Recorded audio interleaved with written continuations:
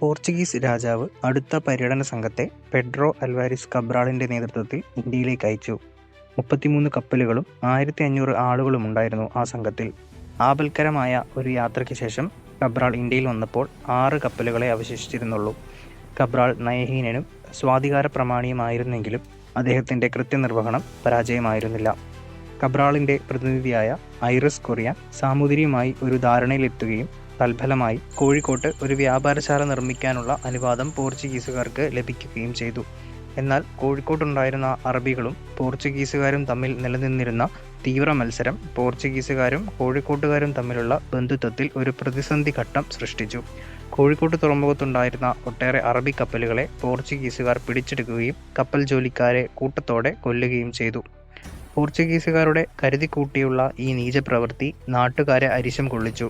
കോപാകുലരായ ജനങ്ങൾ പോർച്ചുഗീസുകാരുടെ വ്യാപാരശാല നശിപ്പിക്കുകയും കരയ്ക്കുണ്ടായിരുന്ന പോർച്ചുഗീസുകാരിൽ പകുതിയിലധികം പേരെ വധിക്കുകയും ചെയ്തു. സംഭ്രാന്തനായ കബ്രാൾ കോഴിക്കോട്ടുനിന്ന് കൊച്ചിയിലേക്ക് കപ്പൽ കയറി.